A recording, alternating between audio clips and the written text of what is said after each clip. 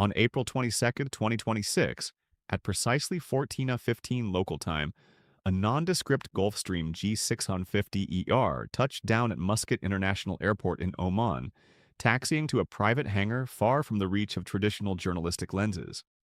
While the American media was hyper-focused on naval maneuvers in the Taiwan Strait and the latest inflation data from the Department of Labor, three high-level proxies representing the inner circle of Donald Trump were entering a secure facility near the Al Bustan Palace. Across the table sat Nikolai Patrushev and a team of Russian diplomatic heavyweights. This was not a routine diplomatic probing mission, as the White House would later claim after the intelligence leak. This was the drafting of what is now being called the Oman Protocol, a 14-page document that proposes the most radical redrawing of the European security architecture since 1945. The stakes are not merely the borders of Ukraine, but the continued relevance of the United States as the guarantor of Western stability and the potential dissolution of the most significant strategic partnership of the 21st century, the alliance between Moscow and Beijing. You have been told that American foreign policy is a choice between intervention and isolation, but the reality unfolding in the shadows of the Omani desert suggests a third, more transactional path that treats decades-old alliances as depreciating assets. To understand how we reach this clandestine junction in Muscat, we must look at the sequence of failures and strategic exhausted points that define the first quarter of 2026. By January of this year, the front lines in Eastern Europe had solidified into a 200-kilometer scar of static trench warfare, costing the American taxpayer an average of $4.2 billion per month in security assistance just to maintain a stalemate. The much-vaunted Spring 2025 offensive failed to achieve a breakthrough, leaving the Ukrainian armed forces holding defensive positions with dwindling stockpiles of 155mm artillery shells and a critical shortage of air defense interceptors. Since the initial escalation in 2022, the U.S. has committed over $175 billion in total aid, yet the geopolitical return on investment has become increasingly opaque to a domestic audience grappling with a $34 trillion national debt. Trump's ultimate deal philosophy is not a sudden pivot. It is the culmination of a 3-year narrative arc where he has consistently argued that Europe must carry its own weight and that the primary threat to American hegemony is not a declining Russia, but a surging China. The timeline of this secret channel traces back to a series of back-channel communications initiated in the late 2025 through intermediaries in Budapest and Dubai, leading directly to the April 22nd summit. The timing is calculated, with the 2026 midterms approaching and NATO's 77th anniversary summit scheduled for July in Vilnius. Trump is moving to present a fait accompli that bypasses the bureaucratic inertia of the State Department and the resistance of the Pentagon. The current situation on the ground provides the cold, hard logic for this secret diplomacy.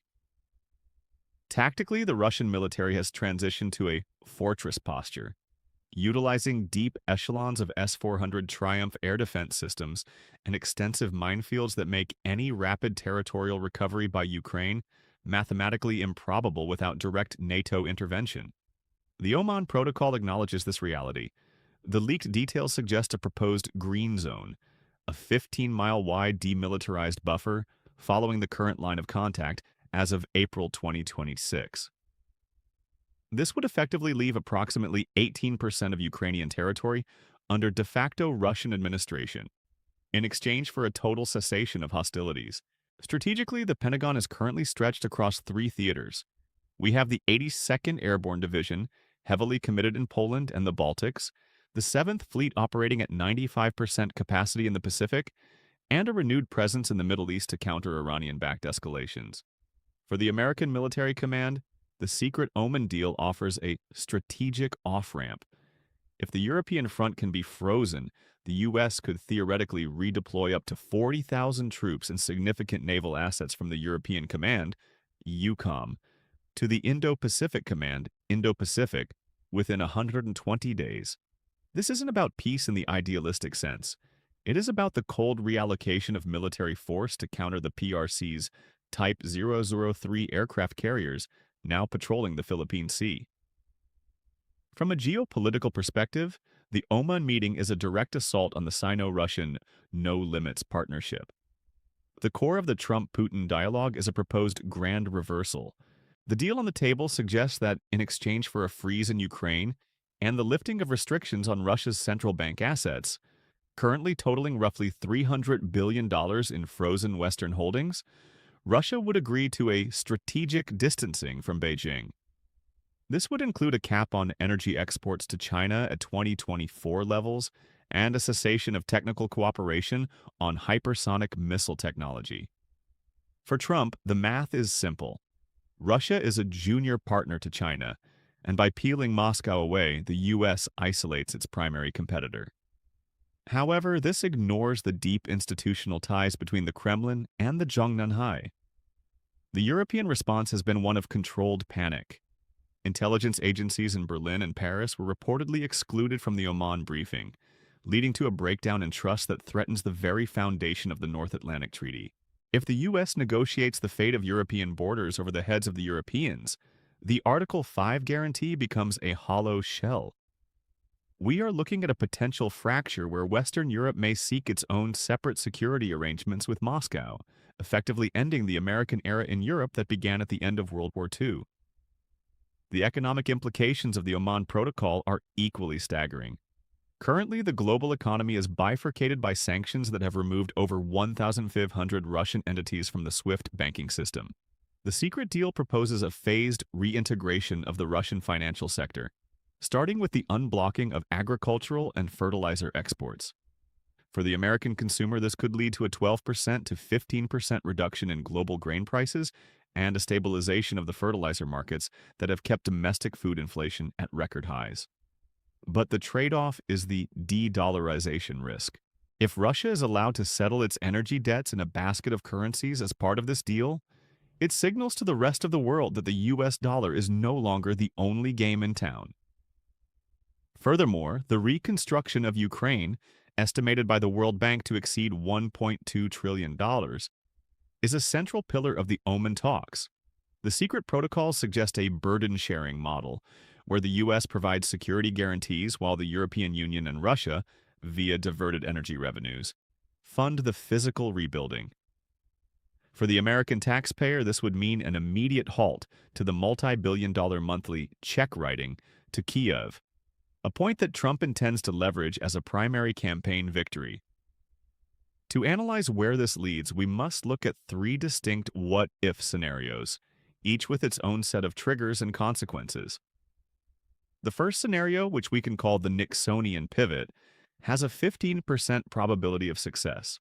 In this case, Putin genuinely decides that a long-term alliance with a dominant China is a greater threat to Russian sovereignty than a transactional peace with a weakened West. Russia pulls back its advisors from the South China Sea, stabilizes the Donbass border, and the U.S. successfully pivots 60% of its global strike capability to Asia. The outcome for America would be a massive reduction in the risk of a two-front war, potentially ushering in a decade of peace through realism. However, this requires a level of trust between Washington and Moscow that has not existed since the 1980s and assumes that Xi Jinping will sit idly by while his only major strategic partner is bribed away. The second scenario is the Yalta 2.0 betrayal, which carries a 25% probability. Here, Putin signs the Oman Protocol, secures the lifting of sanctions and the unfreezing of $300 billion in assets, and uses the freeze in hostilities to rebuild his military-industrial complex. Within 18 to 24 months after the U.S. has redeployed its heavy armor divisions to the Pacific, Russia breaks the ceasefire and pushes toward the Dnieper River. In this scenario, the U.S. is caught out of position, NATO is too divided to respond, and the credibility of American security guarantees is permanently destroyed. The cost to the U.S. would be the total loss of influence in Eurasia and a collapse of the post-war international order, leading to a global free-for-all where regional powers like Poland, Turkey, and Japan are forced to develop their own nuclear deterrents for survival. The most likely scenario with a 60% probability is the frozen quagmire. In this outcome, the Oman Protocol leads to a formal ceasefire but not a lasting peace treaty. The 200-kilometer line of contact becomes a permanent temporary border, much like the 38th parallel in Korea. Sanctions are only partially lifted, and the U.S. maintains a significant but reduced presence in Europe. The U.S. taxpayer sees a reduction in direct aid, but the peace dividend is swallowed by the need to maintain a massive standing force in both the Atlantic and Pacific theaters. Russia remains a pariah in the West, but continues to serve as China's gas station, resulting in a lukewarm separation rather than a clean break. For the average American, this means a lower risk of immediate nuclear escalation, but a continued long-term drain on national resources as the world settles into a multipolar, high-friction reality. The impact on the American citizen cannot be overstated. We are looking at a fundamental shift in how your tax dollars are utilized. If the Oman deal proceeds, the defense posture of the United States changes overnight. Currently, the U.S. spends roughly $850 billion annually on defense. A significant portion of this, nearly $100 billion, is tied directly or indirectly to the containment of Russia and Europe. A successful freeze could theoretically reallocate $30 billion to $40 billion toward domestic infrastructure or debt reduction, or more likely toward the rapid procurement of long-range anti-ship missiles, LRSMs, and the expansion of the Virginia-class submarine fleet. For the American soldier, it means the end of rotational deployments to the forests of Poland and the beginning of forward positioning in the jungles of Southeast Asia or the islands of the Second Island Chain. The Oman Protocol isn't just a peace plan for Ukraine, it's a retooling of the American empire for a different kind of conflict. What the mainstream media is failing to report is the Oman Protocol's impact on the internal politics of the U.S. military-industrial complex. While cable news focuses on the scandal of secret talks, they ignore the fact that several major defense contractors are already lobbying for the Pacific Pivot, because it shifts funding from low-margin artillery shells to high-margin aerospace and cyber warfare systems. There is a hidden alignment of interest between Trump's America First diplomacy and the strategic desires of the Navy and Air Force, who have long felt that the Army-centric war in Ukraine was a distraction from the real fight in the Pacific. The insider perspective is that these talks in Muscat were not just about ending a war, but about resynchronizing American foreign policy with the reality of limited resources. The media presents this as a betrayal or a breakthrough, but as a geopolitical analyst, I see it as a desperate attempt to manage American decline by liquidating a costly European investment to cover a more dangerous Pacific liability. The most critical thing to watch in the coming weeks is not the public statements from the State Department, but the movement of Russian gold and the dark fleet of oil tankers. If we see a sudden shift in Russian financial flows toward Western-aligned banks in the Middle East, it is a definitive signal that the Oman Protocol is being implemented. The next round of talks is reportedly scheduled for late May, likely in a neutral European capital like Geneva or Vienna, to formalize what was drafted in Muscat.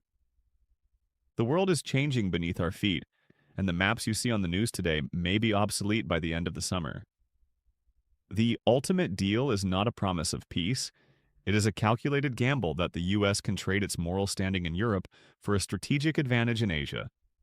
Whether this gamble prevents World War III or merely postpones it remains the defining question of our era.